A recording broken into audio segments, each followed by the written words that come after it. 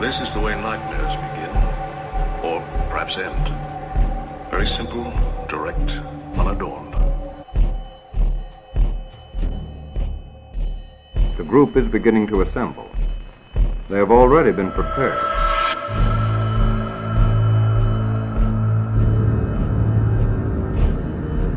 It is happening again. It is happening again. Hello, everyone, and welcome back to another short story from the Videotape Story Vault. This one is called Hope for the Future. I'm in the shower with my head down and my eyes closed, until I suddenly realize dinner is only 8 short days away. My stomach drops slightly at the thought, as the warm, welcoming water slowly wilts towards room temperature tears. In a way, I thought this would never happen. I always told myself that I would let her reach out, and when she did, I would oblige as much as I was able to. After a few years of rarely broken silence, it was comforting to think she had given up trying to be a part of my life. She hadn't, of course. She finally called my bluff just in time for Christmas. Dinner is still 8 days away. 192 hours of nervous quasi-freedom. But I can already see exactly how it's going to go. After gathering my courage, I will slink into a half-full Chinese restaurant feeling uncomfortable and uneasy. Shedding my coat and letting my eyes adjust to the light, I'm given no time to brace myself. I'm forced to notice her waiting for me. Close enough to see the door, but far away enough to seem coincidental. My feet move me by themselves until I'm closer than I ever wanted to be.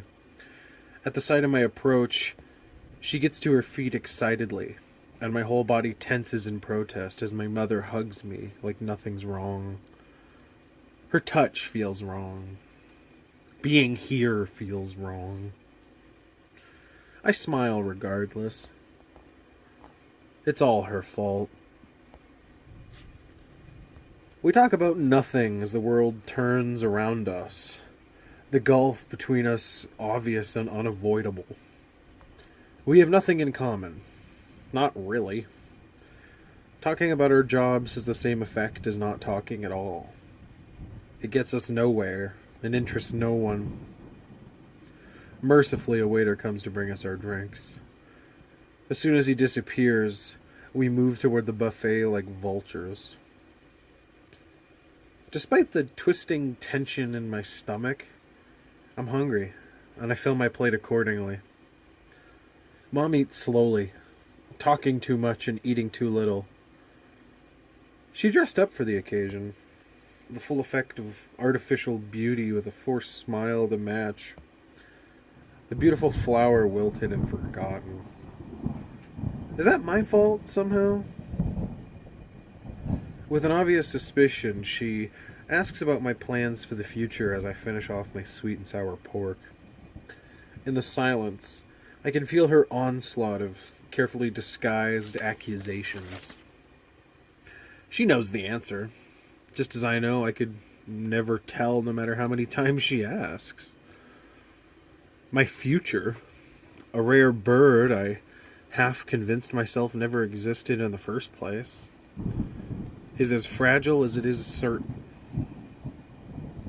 Alone, I was rudderless, until I met someone who gave me what I had always wanted in the first place. Growing up, home often felt like a borderlands between two warring nations. I was often scared to report for duty, and many was the night I fell asleep to the sound of distant bombs. Even more important than the fear, I never felt like it was my home at all. Between the 5 people who lived in that house, the best you could ask for was a small, poster-covered sanctuary to store all your clothes and collectibles.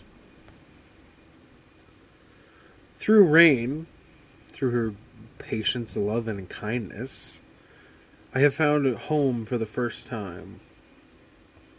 Somewhere across the sea, they're waiting for us with open arms. I couldn't tell my mother that if I wanted to. I couldn't risk her sawing away at my confidence and certainty like she always has. So when she asks about my future, I shrug and tell her as little as I possibly can. Even though I'm only giving her crumbs, she seems genuinely grateful for every speck of info I offer. When we lock eyes from across the table, I mostly feel pity. In the depths of my throat, a trapped scream roams aimlessly. After a few more trips and a few more plates, the food is gone and the talking is back in full force. Vapid, empty words fly back and forth across the table at almost dizzying speeds, and I'm finding it harder and harder to sit still and stay patient. Part of me feels like I've always been here, wasting away at the dinner table, while a greedy ghoul gobbles away at my sanity. After what feels like eons, the waiter returns and my mother grabs the bill. Standing outside the parking lot, I find the courage to reject her goodbye hug. She's telling me how fun this was and how we should get together more often. I'm thinking of a bomb strapped to the underside of a table. She tells me to keep in touch, and I'm thinking of a small island free from phones and family Christmas. As I receive the final pieces of my prophecy, the last of the hot water slithers down the drain. I'm in the shower with my head down and my eyes closed, until I suddenly realize dinner with my mother is only 8 short days away. As I step out of the shower and reach for my towel, I'm thinking about when I was a kid with melancholic longing. God, how I loved her then. How simple things were, how blissfully unaware. That love, as much as I may have wanted it to, has never changed.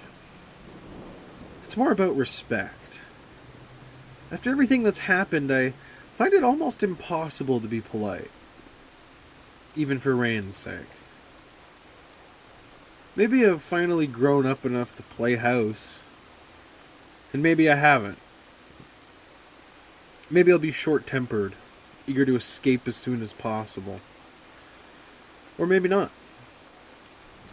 Maybe things are different now that I have a future. All I can do is wait 191 more hours and hope for the best.